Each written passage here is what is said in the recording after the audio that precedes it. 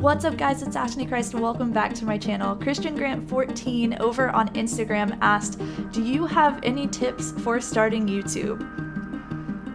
Oh boy, do I!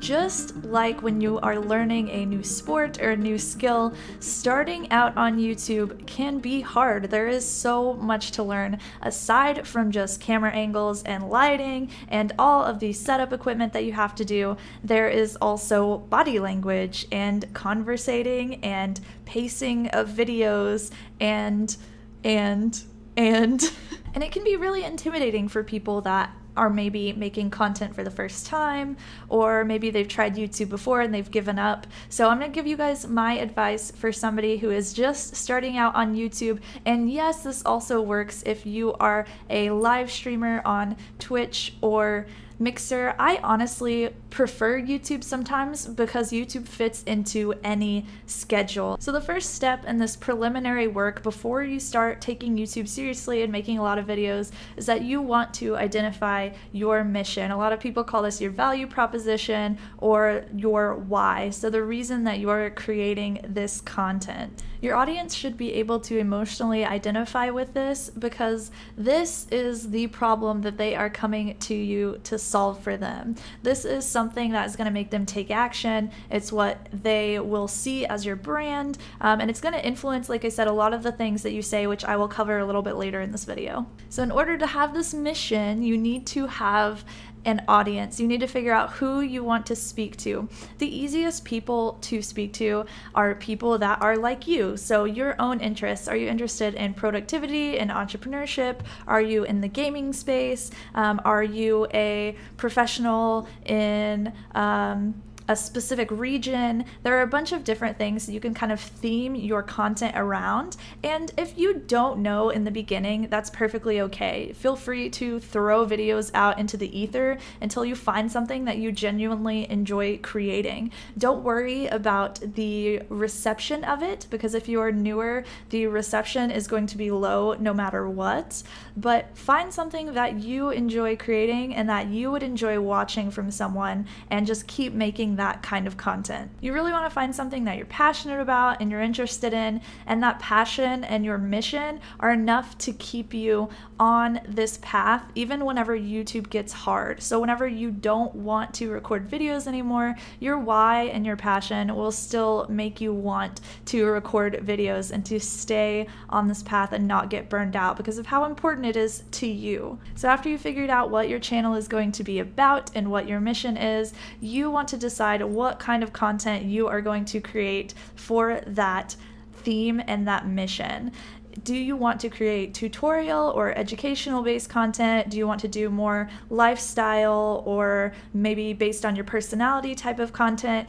I will say here that it's easier to start with SEO, search engine optimization based content. So highly searchable content that you can answer people's questions, okay? Because YouTube is the #2 search engine and it is owned by the #1 search engine. So optimizing your content to be searchable in the beginning until people find you and start to care about you, and then you can start releasing more personal stuff and more vlogs. That's really the best way for growth that I have personally seen. The next thing that you want to do before you start creating all of these videos is set a loose schedule. YouTube is completely different from something like Twitch, where people expect you to show up on time consistently because it's live content. YouTube, the scheduling is much more flexible. It used to be that you needed to release your video at a specific time, at a specific day, every single day of the week for YouTube, but now, or every single week for YouTube, but now it's actually a little more loose formatted, and the algorithm favors people that release consistently, so more like daily vloggers. And we've kind of gone away from the need to release at a specific time on a specific day every single day of the week. This is really nice because it means that YouTube can fit into any schedule. The best way to do this if you have a really busy schedule is to do like bulk editing and bulk filming. Bulk filming is honestly something that I'm doing right now. I just recorded the previous video, and this one, your girl just changed her sweater and that's it. The schedule is more for yourself than anything, so you can kind of hold yourself accountable. You want to set maybe a set number of videos to release throughout the week. So say you want to do 3 or 4 throughout the week. You don't have to set them for specific days anymore. It really doesn't matter all that much, but you can definitely kind of hold yourself more accountable and get more things out if you have a certain set number of videos that you want to release. Next, you want to get in the right headspace. So with YouTube, it's really important to innovate and be different because this is a very popular platform. A lot of people are trying to be the next PewDiePie, but there can only be one. You can't be PewDiePie, he's already taken. So the best thing that you can do, and the reason that a lot of channels grow is because they are consistent, yes, and they're persistent through the hard times, but also because they innovate and they're different from other things out there. So don't try to be somebody else, don't steal anyone's content or really emulate them too much. You can definitely take that inspiration from people, but try to put your own spin on things and your own style and your own mission into it so that you are different. Next, you want to set up graphics and branding and copywriting that identifies your mission and that kind of expresses it to the audience that you chose. Then you're going to start making videos. The first thing before you start making videos though is you need to research them. There are so many people kind of making videos for an audience that they're not really sure about who they are. They're not really sure like why they're creating videos, and then they're just making videos that, I don't know, they hope people are searching for. But you can do research to figure out if your video is going to be successful or not. There is a great tool for this. I'll leave links for this down below. That tool is TubeBuddy. TubeBuddy is a Chrome browser extension, and it can do so much for you. It helps you optimize tags, optimize your SEO. There's a thumbnail generator. I'll make a video about this in the future because it is so good, but seriously, download TubeBuddy. You will not regret it. Obviously, you want to research your videos because you might be creating a video, filming a video that nobody is searching for, or maybe a ton of people, too many people are searching for it, so there's going to be a lot of competition where there is no space for a new content creator. So you want to make sure that you are looking for videos that have a lot of search, or at least average search, but then they also don't have a lot of competition so that you are able to still stand out and show up on search functions. Next, you want to master the format of your videos. If you're doing educational or tutorial-based content, the best format for that kind of content is to, one, start with an engaging hook that gets the viewer interested. Usually you express a problem that elicits an emotional response from them. Then you have a 3 to 5 second intro. Then you have the meat of your content, and then an outro. People really need to be able to identify with the problem that you're posing in the beginning so that they want to keep watching your video for the solution to it. It's also really important that you stay away from language towards the end of your videos that weakly expresses that the end is coming near. So something like, hey guys, thank you so much for watching. I really appreciate your support. That does nothing for your video. You're not asking for any kind of reciprocity from your audience, and so a lot of people will just click away from that because you're not hitting them very hard at the end. Outros are really an art. The best way to craft a good outro is to, one, recognize your subscribers by asking them a question, 2, invite new people to subscribe, and then 3, restate that emotional mission that we developed. So for instance, mine is, let me know your favorite YouTube tip down below in the comments, and if you're new here, slap me on the face for multiple videos a week about live streaming and content creation and being an entrepreneur and a professional within this space, but only if you believe that you can pursue your dreams. I'll see you guys in the next video. Bye! Using an outro like this, make sure that you are recognizing each audience member, so people that have subscribed to you and people that have not,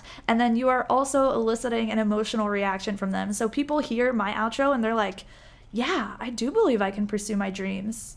Yeah, all right, let's do this. Now, obviously this format for videos varies depending on what kind of video you're creating. So if you're making educational or tutorial-based content, that format helps a lot. But if you're doing lifestyle or vlogs, that is completely different and can be highly personalized. So if you are vlogging, I feel like the best advice that I can give you is to tell you to just vlog a lot and figure out what your personal style is, and then really hone in on that and perfect your own style. Next, you want to find your content flow and master it. I talked about bulk recording a little bit earlier in the video.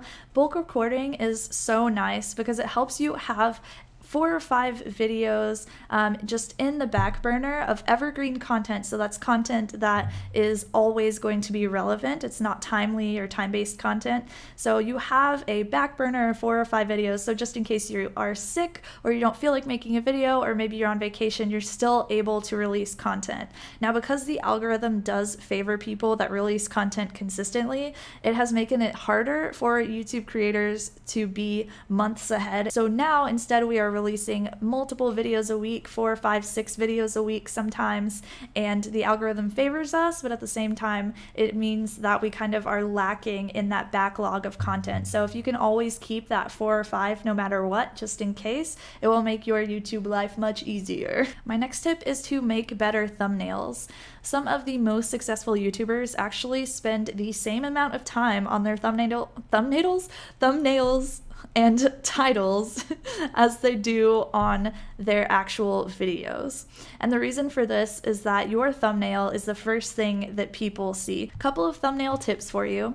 The text on your thumbnail should not just restate the title of your video. In fact, a lot of times it's better not to use text at all. You usually want your thumbnail to convey a strong emotion like fear or excitement, and that will incentivize someone to click on it more because they think, oh, what's going on in this? Let me see what's happening. Also, thumbnails with brighter colors or emojis typically tend to get more engagement, but you also have to think about your audience and the aesthetic that they desire. So I personally don't like thumbnails that are really bright. So if I'm catering to an audience of me's, I would not make thumbnails like that, even though they are successful. My last and final tip, definitely the most important, is to consistently improve and use resources available for you to do that. So the 3 resources that I use, one is TubeBuddy, that really helps me optimize my tags and my titles to show up better in the search. And then I also use youtube.com/video creators. I'll leave a link to 𝐁𝐔𝐒𝐈𝐍𝐄𝐒 channel down below. He is a certified YouTube expert, and he is just super helpful. He helped me a lot whenever I first started on this journey. The third thing that I use is the YouTube Creators Hub podcast. It is so good. I love listening to podcasts whenever I'm at the gym or if I'm driving, and that really helps me learn a lot about YouTube at the same time. That is run by Dusty Porter. He interviews successful YouTube content creators about a plethora of different topics, and I promise you guys will love that. Whenever it comes down to YouTube though, you really only fail if you stop. If you decide to quit and that's it, that's when you fail. But you can't fail at YouTube if you are consistently trying and you are consistently attempting to create content, because at some point you will learn all these lessons and more. So don't give up. You guys can do it, and I believe in you. If you have any other questions, by the way, you can always feel free to hit me up, ashnichrist@gmail.com, or on like Twitter or Instagram or something. All those links are down below for you too, and I can help you with any questions that you have. Let me know your favorite YouTube tip down below in the comments, and if you're new here, slap me on the face for multiple videos a week about live streaming and content creation and being an entrepreneur and a professional within this space, but only if you believe that you can pursue your dreams. I'll see you guys in the next video. Bye! Did you see what I did there? Yeah.